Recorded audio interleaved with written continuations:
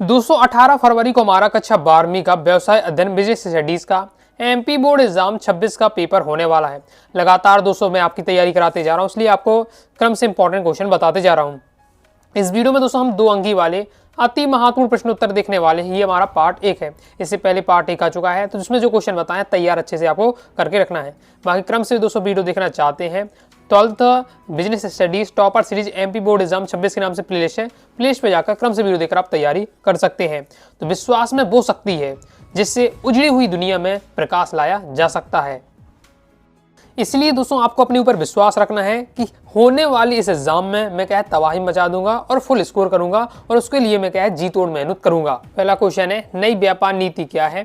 तो आर्थिक सुधार कार्यक्रमों के अंतर्गत सरकार ने 8वीं पंचवर्षीय योजना के लिए एक नई आयात निर्यात नीति की घोषणा की, जिसे क्या व्यापार नीति कहा जाता था। जैसे उन्नत तकनीकी यानी टेक्नोलॉजी में किन किन बातों पर जोर दिया जाता है? उन्नत तकनीकी टेक्नोलॉजी में वैज्ञानिक शोध, नव प्रवर्तन, आविष्कार, सुधार तथा नव प्रवर्तन प्रसार आदि बातों पर जोर दिया जाता है, जिसके फलस्वरूप देश में उपलब्ध संसाधनों, श्रम पूंजी आदि की उत्पादकता में क्या वृद्धि की जा सकती है। टेक्नोलॉजी में किन बातों का जोर दिया जाता है? तो इसमें वैज्ञानिक शोध, नव प्रवर्तन, आविष्कार, सुधार, नव प्रवर्तन प्रसार आदि बातों पर जोर दिया जाता है, जिससे क्या होता है देश में संसाधन, श्रम पूंजी की उत्पादकता में क्या वृद्धि हो जाती है। निजीकरण की विशेषता इंपॉर्टेंट रहने वाला है। निजीकरण की क्या क्या विशेषता होती है? पहला एक सर्वव्यापी अवधारणा है। निजीकरण की अवधारणा केवल भारत में ही नहीं बल्कि क्या है विश्व के अनेक देशों में अपनाई जा रही है। निश्चित मान्यता, निजीकरण की अवधारणा का विकास एक निश्चित मान्यता पर हुआ है। वह मान्यता यह रही है कि निजी क्षेत्र सार्वजनिक क्षेत्र की तुलना में प्रबंध एवं नियंत्रण की दृष्टि से अधिक कुशल होते हैं। नियोजन का अर्थ स्पष्ट कीजिए। नियोजन का शाब्दिक अर्थ किसी वांछित उद्देश्य की प्राप्ति के लिए पहले से ही कार्यक्रम की रूपरेखा बनाना है। निर्धारित लक्ष्यों की प्राप्ति के लिए भविष्य में क्या करना है, किसे करना है, कैसे करना है, किन साधनों के उपयोग से करना है आदि प्रश्नों का पूर्व निर्धारण करना ही नियोजन कहलाता है। इंपॉर्टेंट है, अभी आपका एमपी बोर्ड एग्जाम 25 में आपका आया था। नियोजन प्लानिंग आप समझ चुके होंगे कि हमें भविष्य में क्या करना है, किसे करना है, कैसे करना है, किन साधनों का उपयोग करके करना है, इन सभी का प्रश्नों का क्या है पूर्व निर्धारण नियोजन कहलाता है। जैसे बजट की विशेषताओं को लिखिए, तो बजट की आपकी 2 विशेषताएं हैं। पहले बजट की भूमिका, दूसरा स्तर। बजट की भूमिका, बजट दोहरी भूमिका निभाता है। एक तरफ तो यह नियोजन का और औजार है, और दूसरी तरफ यह क्या है नियंत्रण का उपाय है। फिर स्तर, संगठन या उपक्रम का एक मुख्य बजट होता है तथा प्रत्येक इकाई का अलग अलग क्या बजट बनाया जाता है। जैसे संगठन के सिद्धांत को समझाइए। संगठन के सिद्धांत इंपॉर्टेंट रहने वाले हैं। तो ये समन्वय का सिद्धांत और व्याख्या का सिद्धांत, 2 यहाँ सिद्धांत दिए संगठन के सिद्धांत में। समन्वय के सिद्धांत में संगठन का मुख्य उद्देश्य है उपक्रम के विभिन्न साधनों में समन्वय स्थापित करना होना चाहिए, जिससे विशेष उद्देश्य की प्राप्ति हो सके। व्याख्या का सिद्धांत प्रत्येक कर्मचारी के कर्तव्यों तथा उत्तरदायित्वों को स्पष्ट कर देना चाहिए। यह स्पष्टीकरण लिखित तथा अथवा मौखिक हो सकता है। स्पष्टीकरण कार्य के शीघ्र तथा कुशल संपादन हेतु आवश्यक शर्त। तो ये है आपके संगठन के सिद्धांत, समन्वय का सिद्धांत और व्याख्या का सिद्धांत तैयार करके रखिएगा। आगे देख लेते हैं। नेक्स्ट क्वेश्चन है, अधिकार अंतरण के 2 तत्व बताइए। अधिकार अंतरण यानी भारणपण के 2 तत्वों को बताना है। 2 तत्व है, कार्यभार को सौंपना नाम ही अधिकार अंतरण, यह भारणपण, भार को देना है। ओके, जो अधिकारी उच्च अधिकारी होता है वो अपने अधीनस्थ अधिकारी को कह देता है, अपने जो दायित्व अधिकार होता है उसे प्रदान करता है। तो वही कार्य अधिकार अंतरण है भारणपण। तो भार को सौंपना, दूसरा है योग व्यक्ति का चुनाव करना। ये प्रमुख तत्व रहने वाले हैं। तत्व पूछे जा रहा है, तो कार्य भार को सौंपना। अधिकार अंतरण की प्रक्रिया में मुख्य प्रबंधक को सर्वप्रथम यह निश्चित करना पड़ता है कि उपक्रम को कुल मिलाकर प्रबंधकीय कार्य कितने हैं जिन्हें पूरा करना है, और उनमें से कितने कार्यों का भार वह स्वयं अपने पास रखेगा और कितने कार्यों पर भार अधीनस्थों को सौंपेगा। पहले तो यही डिसाइड करता है कि मेरे पास कितने अधिकार हैं, ओके, भार है, फिर कितने मैं खुद रख सकता हूँ अधिकार और कुछ दे सकता हूँ कितने, वो डिसाइड करता है। फिर योग्य व्यक्ति का चुनाव किया जाता है। योग्य कर्मचारी का चुनाव करके ही अधिकार सौंपने चाहिए। उस व्यक्ति की रुचि बनाए रखने के लिए वित्तीय तथा गैर वित्तीय प्रेरणाएं भी दी जानी चाहिए। नेक्स्ट बहुत ज़्यादा इंपॉर्टेंट है, हाई चांसेस की आने के, और यहाँ से क्वेश्चन अक्सर पूछा ही जाता है, औपचारिक संगठन, अनौपचारिक संगठन। यहाँ से दोस्तों 100% क्वेश्चन आएगा, तो मैं आपको बता देता हूँ, लेकिन पढ़ना क्या क्या है आपको। देखिए, औपचारिक संगठन है आपका, एक अनौपचारिक संगठन है। तो आपको करना है औपचारिक संगठन क्या है, अनौपचारिक संगठन क्या है, ये तैयार कर लीजिएगा। औपचारिक संगठन की दोष है, अनौपचारिक संगठन की दोष है। तो औपचारिक संगठन की विशेषता, अनौपचारिक संगठन की विशेषता है, अच्छे से आपको इसे तैयार करके रखना है। क्योंकि यहाँ से आपका क्वेश्चन जरूर बनेगा। जैसे यहाँ दिया, वैसे भी जब मेरे साथ आप तैयारी कर रहे हैं तो सब जो मैं क्वेश्चन आपको बता रहा हूँ वो कवर आपके होंगे, कहीं ना कहीं कवर आपके होंगे। ओके, या पार्ट 1 में बता दूँ, या पार्ट 2 में, पार्ट 3 में, कहीं ना कहीं हम क्या है उसे पढ़ ही लेंगे, सेट कर देता हूँ मैं इस प्रकार से क्वेश्चन। तो औपचारिक संगठन की विशेषता पहला है, इसका निर्माण अपने आप यानी स्वतः ही हो जाता है। इसकी स्थापना व्यक्तिगत आवश्यकताओं को पूरा करने के उद्देश्य से होती है। जैसे ऐसे संगठन के कई प्रकार हो सकते हैं, जैसे स्वाभाविक, पारिवारिक संगठन आदि। जैसे औपचारिक संगठन क्या है? तो औपचारिक संगठन वह संगठन है जिसमें प्रबंध के हर स्तर पर अधिकारियों के अधिकारों का और कर्तव्य और दायित्वों की स्पष्ट रूप से व्याख्या दी जाती है।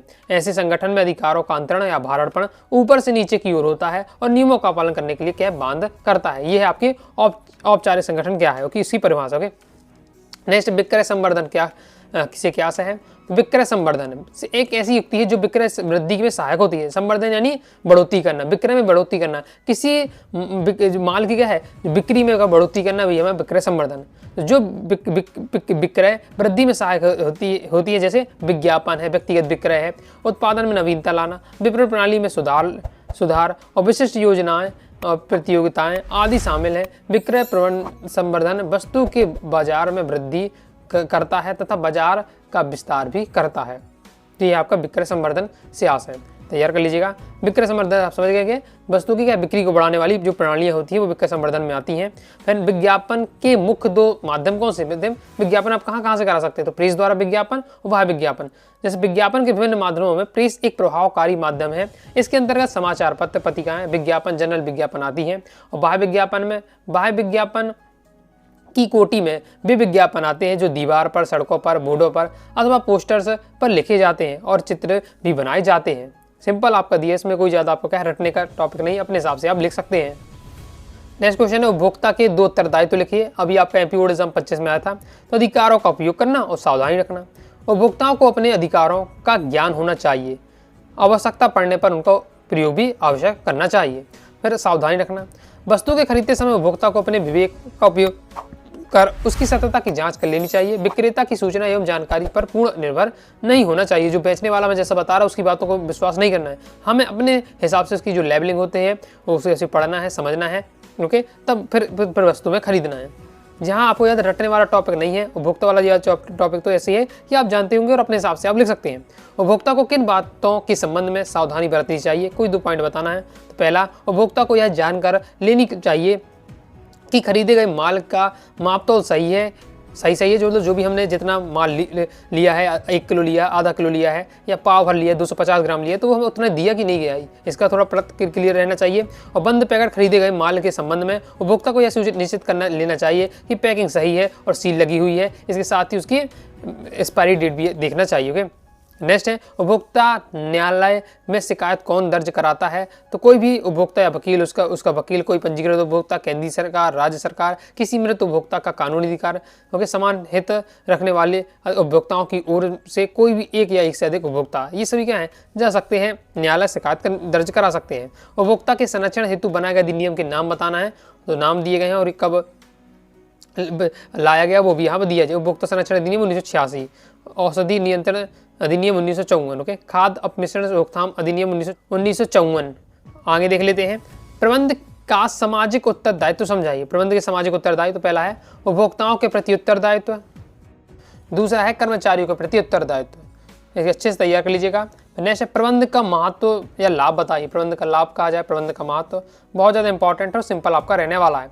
उत्पादन के विभिन्न साधनों में समन्वय के लिए और दूसरा है उत्पादन के साधनों का सदुपयोग करने के लिए। यह है प्रबंध का महत्व। इसमें हम क्या करते हैं, उत्पादन के जो साधन होते हैं उसका सही से उपयोग करते हैं। इसके साथ ही उत्पादन के विभिन्न जो साधन होते हैं उनके क्या समन्वय के रूप में भी हम प्रबंध का उपयोग करते हैं। श्रेष्ठ तथा अधिक उत्पादन के लिए उत्पादन के समस्त साधनों में उचित तथा अच्छा समन्वय होना नितांत आवश्यक है। नितांत यानी बिल्कुल आवश्यक है। यह कार्य प्रबंध द्वारा ही अच्छे ढंग से संपन्न किया जा सकता है। उत्पादन के साधनों का सदुपयोग करने के लिए किस प्रकार से, उत्पादन के विभिन्न साधन जैसे श्रम, पूंजी, माल, साहस, भूमि आदि का सदुपयोग करने के लिए प्रबंध का महत्व और भी बढ़ जाता है, क्योंकि इन सभी साधनों का उपयोग कैसे किया जाए इनका निर्देशन प्रबंधी क्या करता है। फिर नेक्स्ट देख लेते हैं। इसके बाद दोस्तों आपको नेक्स्ट तैयार करना है अंतर्राष्ट्रीय परिवेश क्या है। आगे के जो क्वेश्चन है थोड़ा क्या है उसमें सही से नहीं दिए हुए हैं तो उन्हें हम इग्नोर कर रहे हैं। मैं बाकी आपको बता दे रहा हूँ, प्रबंध एक कला है, स्पष्ट कीजिए, इस बात को आपको तैयार करके रखिएगा और समन्वय की विशेषता भी आपको पढ़ के रखना है। अंतर्राष्ट्रीय परिवेश के मुख्य तत्व क्या हैं? तो विदेशी नीति, प्रतिरक्षी नीति, संरक्षण नीति, विदेश विनिमय नीति, आयात निर्यात नीति, अंतर्राष्ट्रीय व्यापार समझौते आदि अंतर्राष्ट्रीय परिवेश के मुख्य तत्व है। उदारीकरण की विशेषताएं लिखिए। तो उदारीकरण में देश के शासन तंत्र द्वारा अपनाए जा रहे लाइसेंस, नियंत्रण, कोटा, प्रशुल्क आदि प्रशासनिक अवरोधों को कम किया जाता है। उद्योगों के संबंध में उदारीकरण के द्वारा उदार नीति अपनाई जाती है। तो ये उदारीकरण की विशेषता हो जाती है। आर्थिक परिवेश या आर्थिक पर्यावरण से क्या है? तो आर्थिक परिवेश या पर्यावरण में कृषि नीति, औद्योगिक नीति, वित्तीय नीति, व्यापार नीति, मौद्रिक नीति, राजकोषीय नीति, आर्थिक संरचना, बचत एवं विनियोग नीति। क्षेत्र में सरकार की भूमिका, सार्वजनिक उपक्रमों की कुशलता, सरकारी नियंत्रण, प्रतिस्पर्धा की स्थिति, विदेशी पूंजी संबंधी नीति आदि सम्मिलित रहते हैं। आगे देख लेते हैं। आगे बढ़ने से पहले दोस्तों बता दूं, ये अब क्या है, प्रॉपर तैयारी करना चाहते हैं, पीडीएफ मटेरियल प्राप्त करना चाहते हैं तो आप क्लास 12 बिजनेस स्टडी कोर्स ले सकते हैं, जिसमें आपको 2 अंक की वाले अति महत्व प्रश्न, 3 अंक की वाले अति महत्व प्रश्न, 4 अंक की वाले अति महत्व प्रश्न, इसके साथ ही वस्तुनिष्ठ की जो आपकी पीडीएफ है, पीडीएफ के रूप में आपको मिल जाएगा। इसके साथ ही all chapter important question answer भी रहेगा, all chapter objective question answer रहेगा, प्रीवियस ईयर सॉल्यूशन रहेगा, इसके साथ ही मॉडल पेपर रहेगा। तो आसानी से आप क्या है तैयारी कर सकते हैं। और इसके साथ ही तैयारी तो आप कर ही लेंगे और पीडीएफ रहेगी तो आप क्या है बार-बार रिवीजन करके अच्छे से तैयारी आपकी हो जाएगी। तो अगर आप कोर्स ले रहे हैं तो कोर्स लेते समय आपको क्या है कूपन कोड में बिजनेस 80 कूपन कोड अप्लाई कर दीजिएगा, इससे फायदा होगा। क्योंकि वैसे देखिए बहुत कम फीस है आपके बिजनेस स्टडीज कोर्स की, और जैसे ही आप बिजनेस 80 कूपन कोड अप्लाई करेंगे 100 रुपये का और डिस्काउंट आपको प्राप्त हो जाएगा। 100 रुपये की और आपके कम हो जाएंगे, इससे फीस आपकी एकदम नाम मात्र हो जाएगी। तो नाम मात्र की फीस में आपको क्या है कंप्लीट मटेरियल मिल जाएगा, अच्छे से आप तैयारी कर पाएंगे।